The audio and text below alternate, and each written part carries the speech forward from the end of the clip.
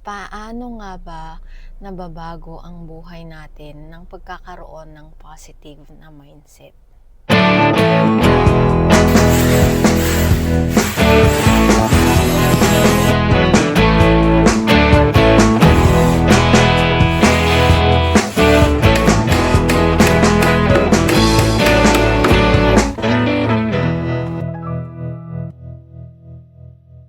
Hi guys! Welcome back to my channel. This is your Lady Boss Builder, Jessica. Ito ang channel kung saan ang life, mindset at wisdom ang bida. So guys, good morning.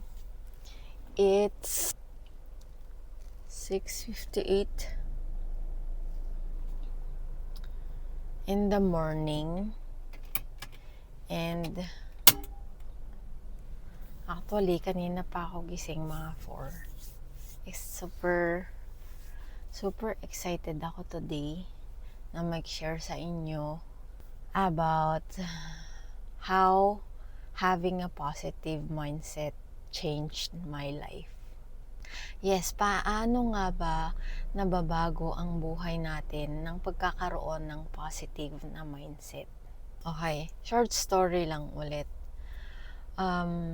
Bago ko napunta sa ganito na sitwasyon, I mean kung nasaan na ako ngayon, nung nag-start ako sa entrepreneur life ko, ako lang mag-isa. And ako lang mag-isang gumagawa, naglalagari, ganyan. Although minsan tinutulungan ako ng kuya ko, pero sa unang-una talaga ako lang mag-isa. Tapos dumating ako sa point na nung nag-decide na ako na itutuloy-tuloy ko na kung ano yung ginagawa ko.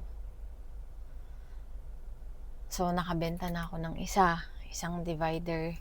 Tapos, nagsunod-sunod na yun. Tapos, naalala ko pa, doon sa pinakababa sa bahay namin, sa basement, doon ako gumagawa. Pero hindi yun yung pinakaunang work area ko. Doon sa may veranda sa taas. Maliit lang yung space ko, siguro mga 5 to 6 square meters. Doon ako gumagawa. So dahil medyo masikip na yun, walang nagsistay doon sa basement namin. Kaya naisip ko doon naman ako gumawa. Yung isang room ginawa kong woodwork area, yung isa naman sa mga tela.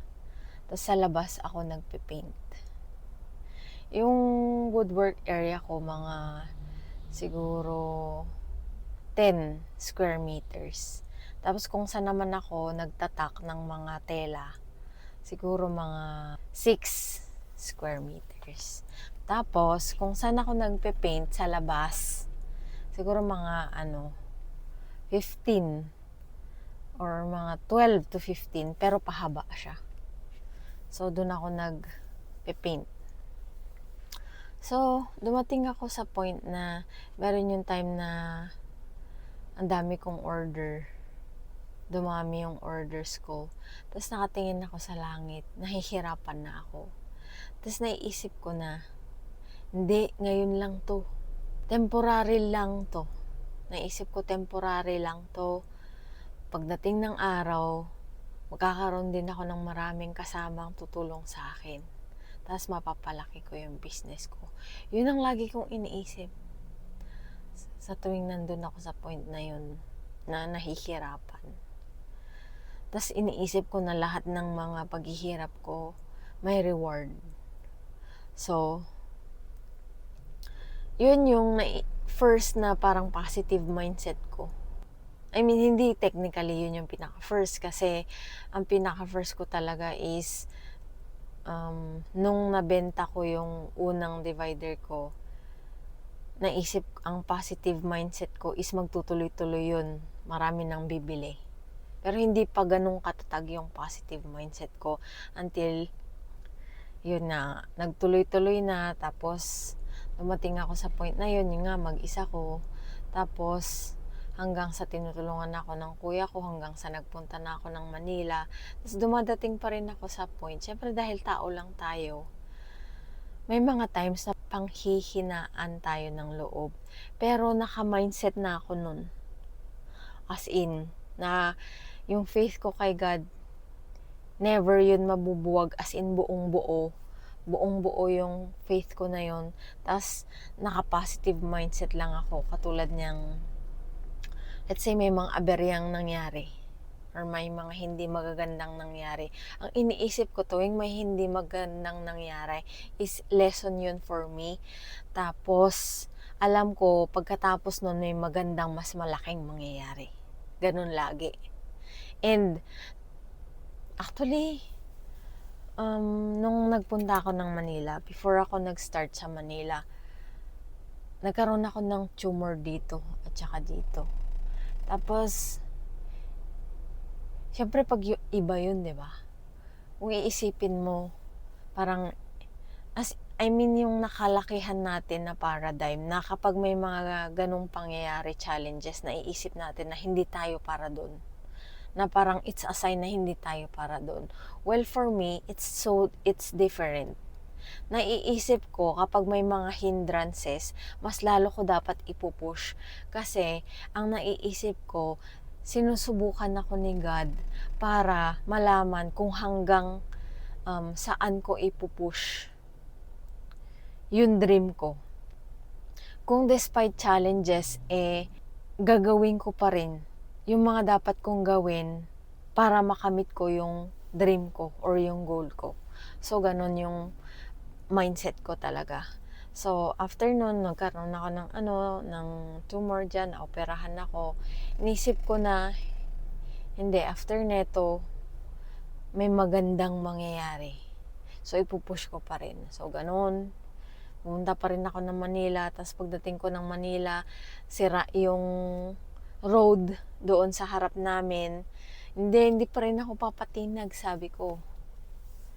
Itutuloy ko pa rin kung ano yung naiisip ko na gawin and yung gusto ko na gawin. So, nagawa ko. Tapos, nandito na ako sa warehouse. Ayan. Nagkaroon na ako ng sarili kong warehouse. So, may mga challenges pa rin na dumarating. Katulad niyan,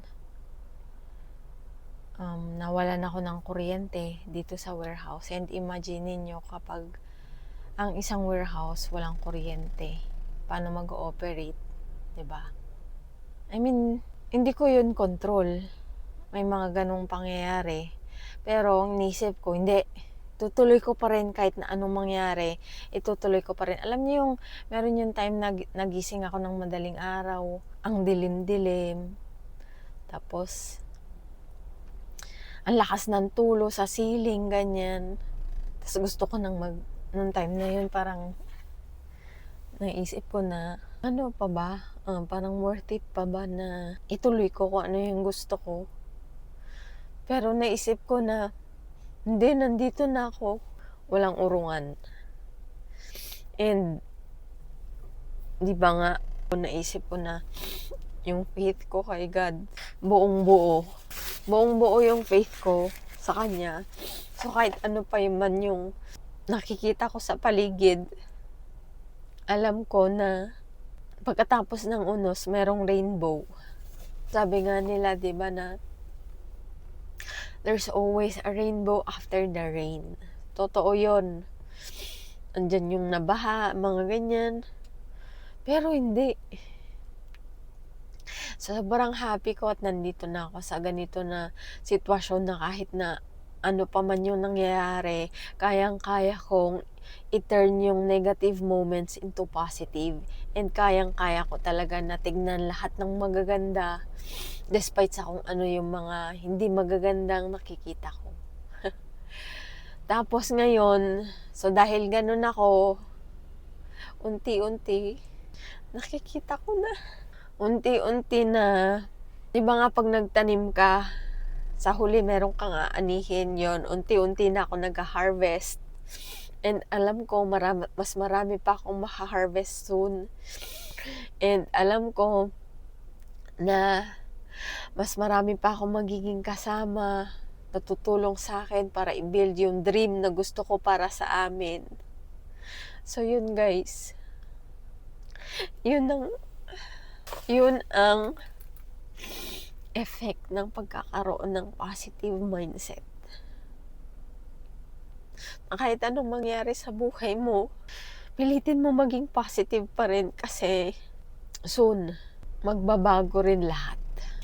Patience, positive mindset, yan, it will all pay off. Lahat ng paghihirap mo, lahat ng pagtitiis mo, lahat yan, may reward din.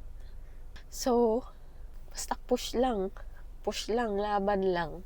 Alam ko kung sino man yung makakapanood nito, gusto kong sabihin sa inyo na hindi kayo nag-iisa, na isa ako sa mga living proof kung ano yung pwedeng maging result ng pagkakaroon ng positive mindset. Okay? So yun guys, I hope kung sino man kayo na nanonood, ituloy-tuloy nyo lang kung ano yung gusto nyong gawin. Ituloy nyo lang kahit na ano pang nakikita nyo. Lagi kong sinasabi, we walk by faith, not by sight. Basta positive thinking lang. Oo, hindi siya madali, pero natitrain. Natitrain yung, di ba nga, practice makes perfect. Natitrain yan, natitrain yung mind natin, natitrain tayo para maging positive pa rin kahit na may mga kung ano-ano mga hindi magandang or nangyayari. So yun guys, I hope may natutunan ulit tayo sa video na to. And if ever nakapagbigay value sa inyo tong video na to, don't forget to like, share, and subscribe. And click the notification bell button para lagi kayong updated sa mga uploads ko. And again, gusto kong mag-thank you sa mga nanonood. Kahit ilan lang yung nanonood pa lang dito sa channel ko. Thank you so much kasi na-inspire niyo ako. Nai-inspire niyo ako. Alam niyo yung kahit na madalas marami akong ginagawa or busy yung time ko, naiisip ko kayo. Naiisip ko na gumawa ng video at mag-upload kasi alam ko na may isang buhay na ma-i-inspire or mababago yung mindset sa patuloy na paggawa ko ng ganito, patuloy na pag-share ko kung ano man yung nangyayari sa buhay ko. So, kahit dito man lang, makabawi ako sa universe, sa lahat ng blessings na binibigay sa akin. So guys, again, thank you for watching and I'll see you on my next video. Bye!